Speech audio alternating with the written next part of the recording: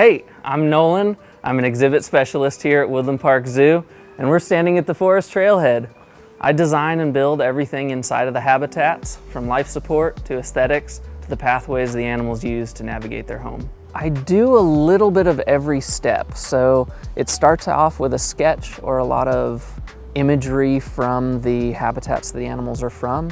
And then we'll move into scale modeling. So I'll take 3D prints and make models of the branches or of the habitat spaces so that I can start to move different elements around. And then because so much of what we do is organic, it really comes down to bringing material on site and just moving it around and seeing what fits where. The exhibit specialists and I have had enough experience that we can kind of eyeball it pretty effectively and see that, like, oh, that branch right there works really well. But a lot of it is discovery, a lot of it is exploration. The thing I'm most excited for the outdoor habitats are these metal branches. They were inspired by a conversation we had with Lisa Daybeck, our world famous tree kangaroo biologist. Her stories of epiphytic tree canopies in the cloud forests of Papua New Guinea are what got our minds working on these. They're folded stainless steel. We tested them and designed them in-house. They can hold 5,500 pounds or the weight of an SUV, and they hold soil and will eventually have plants to bring the canopy 30 feet in the air.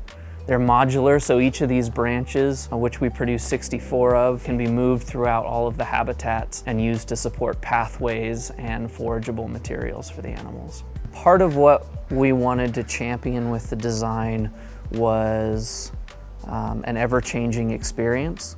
So with the artificial branches, the greenery that gets planted in them will grow up and be green and then brown out over the summer. So seasonally, you'll have a different experience. As you're walking along the forest floor, you have a much more dappled lighting and a different experience than you are right at canopy level. So we used all of the different arrows in our quiver, or artificial and natural branches, to kind of enhance that experience. When we hung the artificials outside of the mesh, we did that intentionally to help break up the silhouette of the spaces.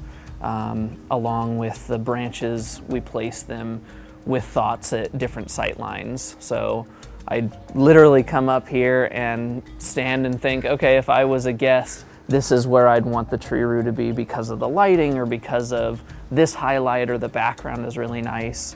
We wanted each position that we hope the animal will stay in to kind of tell a story about the habitat, and for the habitats themselves to tell a story as well.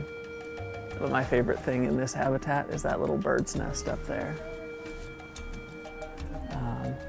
My dream for these metal branches is that because we placed the branches on the outside and the inside, it kind of breaks that fourth wall. I'm hoping that we'll eventually get some native birds nesting outside of the habitats so that the canopy inside sort of explodes past everything and you feel like you're actually in sort of a man-made forest. It blurs that line between human construction and the elegance of nature. Thanks for checking out some of the stuff we've been working on here at Forest Trailhead.